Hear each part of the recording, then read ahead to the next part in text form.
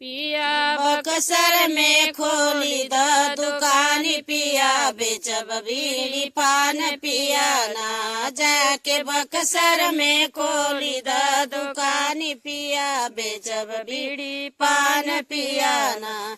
तुअरे घड़िया के शौक हमरे चूड़िया के शौक, तुअरे घड़िया के शौक हमरे चूड़िया के शौक। अपने चूड़िया से मारब तुहर जान पिया बेचब बीड़ी पान पिया ना। अपने चूड़िया से मारब तुहर जान पिया बेचब बीड़ी पान पिया ना। आज बक्सर में खोली द दुकान पिया बेचब बीड़ी पान पिया ना। जाके बक्सर में खोली द दुकान पिया बेचब बीड़ी पान पिया ना। तुअरे सूटवा के शौक हमरे सड़िया के शौक, तुअरे सूटवा के शौक हमरे सड़िया के शौक। तू अपने सड़िया से मारब तुहर जान पिया बेचब बीड़ी पान पिया ना।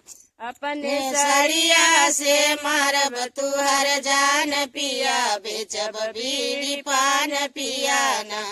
पिया बक्सर में खोली द दुकान पिया बेचब बीड़ी पान पिया ना। तुहरे जुलूफी के शौक हमरे बरसिया के शौक, तुहरे जुलूफी के शौक हमरे बरसिया के शौक। अपने केसिया से मारब तुहर जान पिया बेचब बीड़ी पान पिया ना। अपने केसिया से मारब तुहर जान पिया बेचब बीड़ी पान पिया ना। आज बक्सर में खोली द दुकान पिया बेचब बीड़ी पान पिया ना। आज बक्सर में खोली द दुकान पिया बेचब बीड़ी पान